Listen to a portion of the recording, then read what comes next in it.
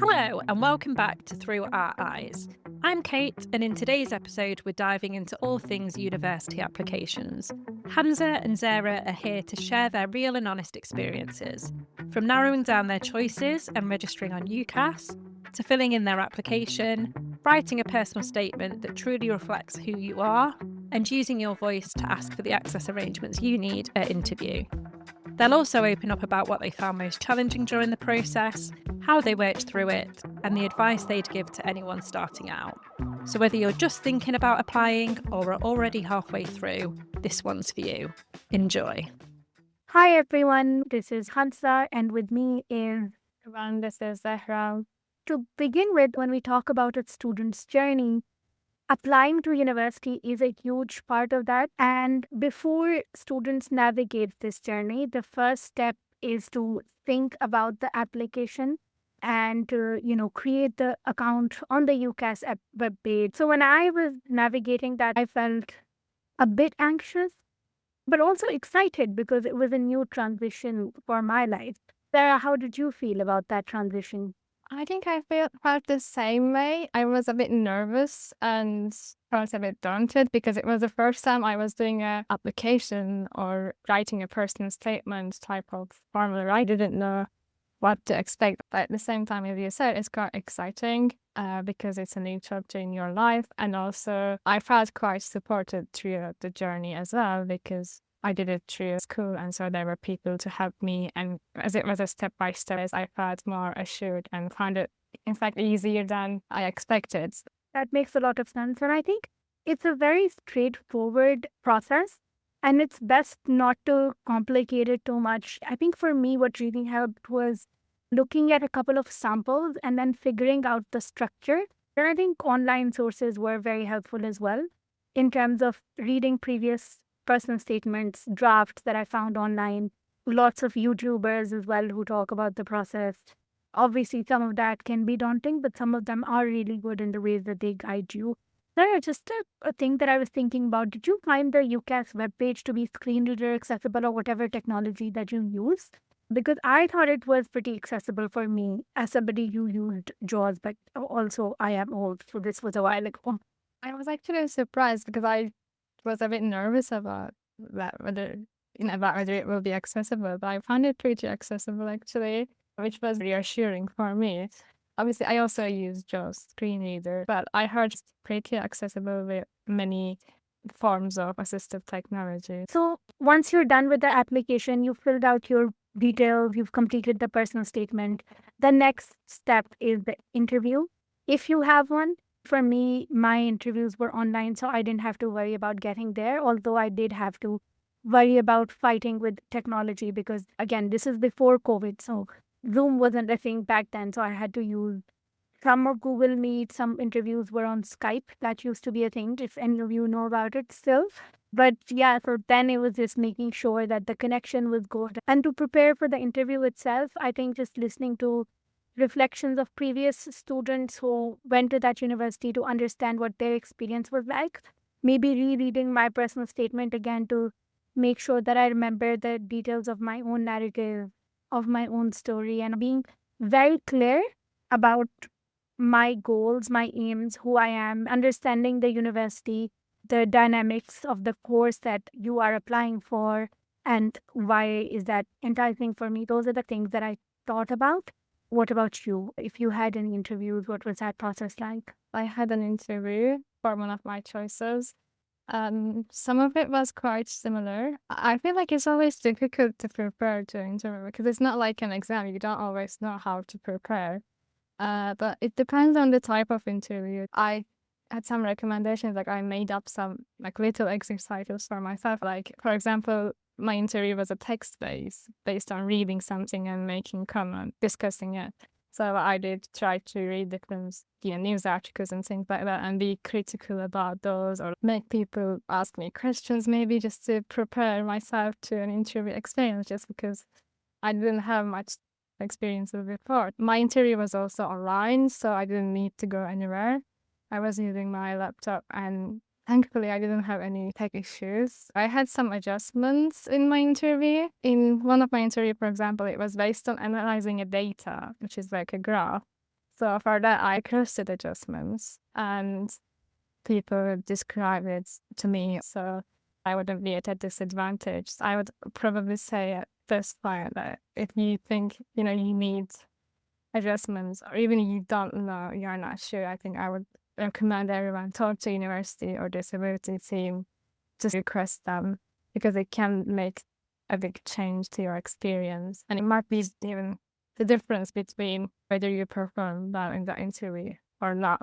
I also looked at some past papers, and they had university I was applying for had an online session about how to prepare for assessments and what kind of things to consider.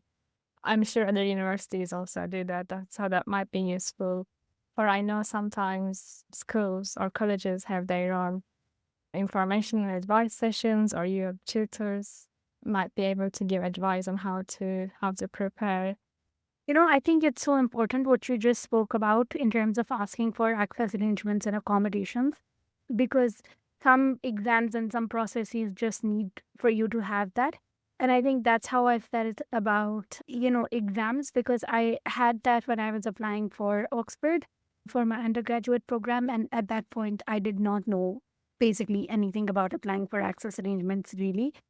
And so I really think that exams can be a very daunting part of applying, but I think it's so important to prep for them beforehand. So look at anytime I have an exam, I always say it's important to look at past paper questions.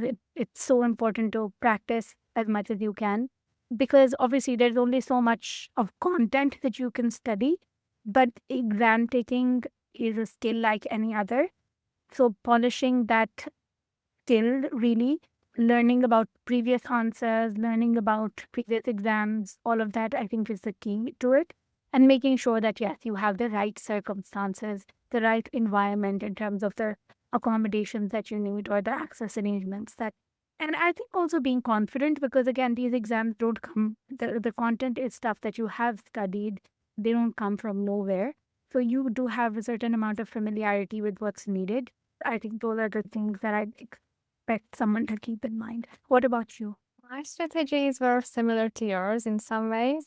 I also started my preparation early, not just exam preparation, but UCAS process. So I started practicing my personal statements, or tried not to leave my application to the last minute, so I don't need to juggle what my exams, mock exams, and application. So I have enough time to do all those things. And also, I know this is difficult to do than said, but preparing for different scenarios is also useful. Most of my choices for university were based on my predicted grade, but I did one option which has lower entry requirements, but I also, would be happy to go as a university, but also maybe say if things go a lot better than I expected, just one university which has much higher grades. So just to have those options just in case. Yeah. I think something very interesting and perhaps a bit different when you're applying for postgraduate is that you don't necessarily have UCAS. So you are in a very different frame of mind when you are doing postgraduate applications, because you kind of have to apply to universities directly. I mean, you can still do UCAS, but it's most likely that you will apply to universities directly because you are applying for different courses. Each of them have their own deadlines, scholarships, all of those things. So sometimes that process also can get very daunting, because sometimes you are in university, you are still navigating your undergraduate course and exams and all of these things while applying for master's, or if you are in your master's program, then applying for PhD. So I think that's very different to when you are applying for your undergraduate programs. I think that process really needs you to manage well, prioritize deadlines.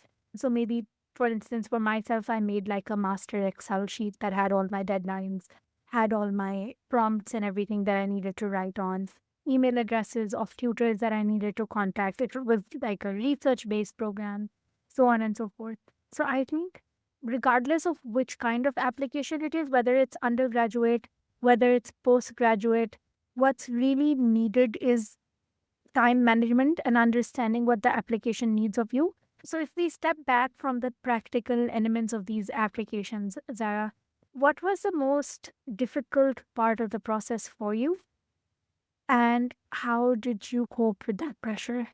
It's a really good question and a difficult one. For me, I think predicting ahead and having so many choices, you have predicted grades, but they are not your final grades, so you still have to work towards them and think about, make different plans based on how they will go. Starting early reduced the stress and also doing good research about universities and courses. So I knew I had a better understanding of what exactly I want to do or what places would be suitable for me. So I managed to reduce those choices based on, research and my interests, etc., which was quite useful. What was the most stressful part for you, Khansa, and how did you overcome it? The fear of not knowing what's happening, and also just the stress of not knowing where these applications will end up and thinking like, am I good enough for this? Will I get into the schools that I want to get into? And I think the one tip that I just have there is remember that you can only plan for so much and you can only do what you can do. So do your best at what you can do. And, life will make sure that you get the opportunity that you have been working so hard towards. And, it's easier to say, like, have faith and believe that your hard work will get you where you need to. This application is for you to present the best version of yourself. And if for some reason it doesn't work out, it doesn't mean that you aren't good enough. It just means that perhaps the program that you applied to, they were looking for a different kind of candidate, and that's not you. And that there is a better program out there that does cater to who you are, where you want to end up, and who you want to become. So, really taking that, rejection as redirection. And I think once you adopt that mindset, then you really stop being afraid. And so, all I can do at this point is to give it my best and present my most authentic version. I think these days, especially with ChatGPT and stuff, there can be this temptation to give your application to AI. And while AI can be exceptionally helpful, ultimately it's really important to retain our original voice. And I think once the target is presenting that most authentic version, I think your voice will shine through. So, Zara, do you have any final tips maybe that can help us close off? Or any final reminders? I think mine is just research well, manage your time properly, and learn about the places that you are applying to and the kind of people that enroll there, and then reflect on who you are and try to put all of that in your application process. My advice would also be similar. Find your voice, both when you are applying, like when writing your personal statements. Reflect your own personality and experiences. And when you are choosing your university or course, think about what your interests are, what kind of place would suit you or aligns with your skill set and interests. Obviously, listen to other people's advice, but it's at the end of the day, it's your own path. And it's so true, like get to know yourself better through the application process. And it's actually exciting, like understanding all the possibilities that are out there and the different ways that you can present yourself. And we've mentioned all these bits about finding your voice, and it sounds hard and it sounds philosophical, but it's actually not that hard. Like when you're reading a book, what are the kind of questions you're asking? That's your voice. When you're listening to us talking at you, what are you thinking? That's your voice.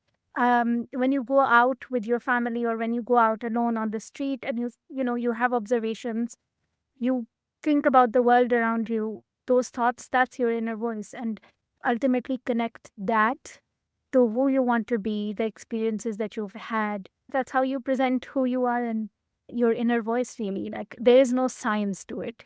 And there's no such thing as a valuable voice or something that's not valuable. Whoever you are, that in itself does have value. So, present it as it is, because who you are will find a place. What great insights from Khansa and Zehra. Such honest and helpful reflections when going through the application process. We hope their advice has helped you feel more confident about your own next steps. Thanks so much for listening to Through Our Eyes. We hope you enjoyed, and we'll catch you in the next episode.